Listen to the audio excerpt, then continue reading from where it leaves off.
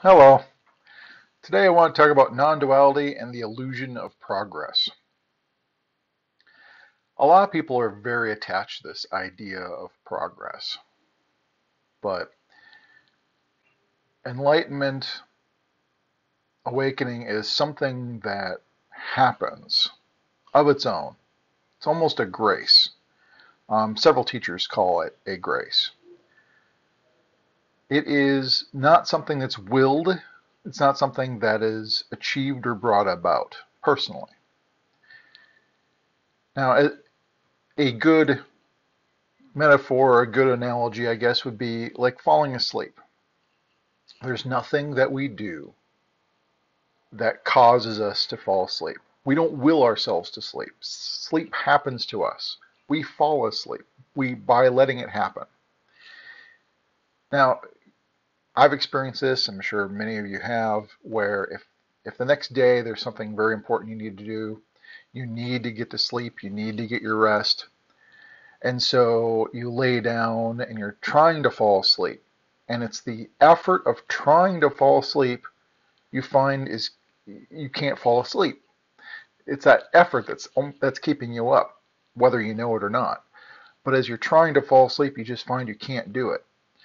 Now, if you are at some point starting to drift off and you go, this is it, you'll find you've startled yourself awake again. Um, so it's like even recognizing that you're falling asleep and attaching to that or grasping onto that in some way will jolt you awake again. And so it is really something that happens to you, not something you do. Now,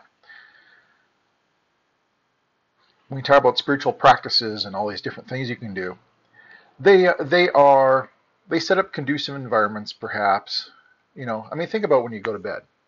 What's your nighttime routine? Do you take a shower? Do you brush your teeth? Do you close the curtains, make sure the room's quiet, lay down, get comfortable in bed? Is any of this truly progress to falling asleep? The problem is we like trying to make causal relations. That's the power of the mind, and it kind of creates these illusions. But we think that we can cause ourselves to fall asleep, but we don't. And so all these steps that we take might create a conducive environment for sleep, but none of it causes sleep. For you could very much go into a dark, quiet room and lay down, and you don't fall asleep. Why? Because it doesn't cause sleep. A quiet, dark room, laying down, prone position, does not cause sleep. So this whole getting ready to bed ritual, brushing your teeth, dark room, take off your clothes, get comfortable in bed, whatever, is this progress? Obviously it isn't. It's not progress to falling asleep. Matter of fact, while you're doing all this, you can't sleep.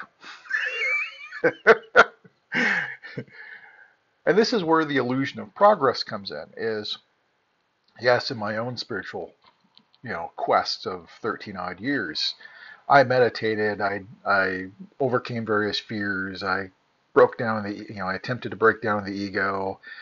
I occasionally had spiritual experiences of being one with nature and yada yada.